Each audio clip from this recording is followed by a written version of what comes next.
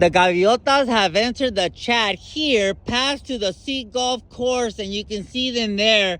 The original travel through the Gaviota Pass was just a trail only, wide enough to only travel by foot or on horseback. The distance between the Gaviota, rocky profile, or just a fade above the creek is just an icon of a pass.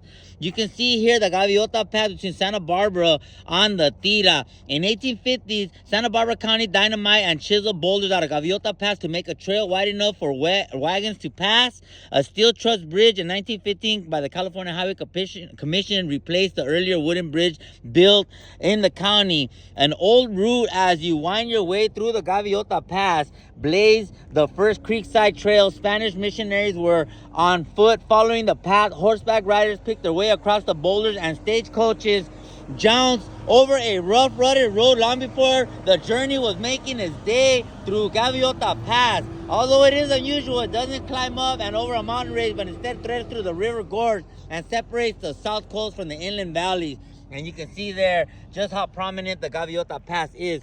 Santa Barbara to Los Olivos, homie, had a fine run to Elwood and had to stop, pick up the creek and fill a radiator. Pipe working loose on top of cylinders from here to Gaviota. Road horrible, crossed 45 little creeks and canyons up one steep hill after another, says early motorist J.D. Cox in April 1906.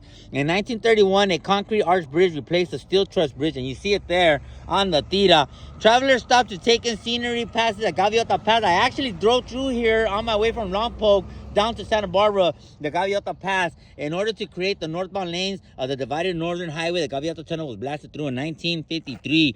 Aerial view of the northbound and southbound lanes of the US 101, and now you could see the dramatic 811-foot span of the towering Gaviota Railroad Tress that was built in one of the last tress built in the rush of the close gap between Los Angeles and San Francisco.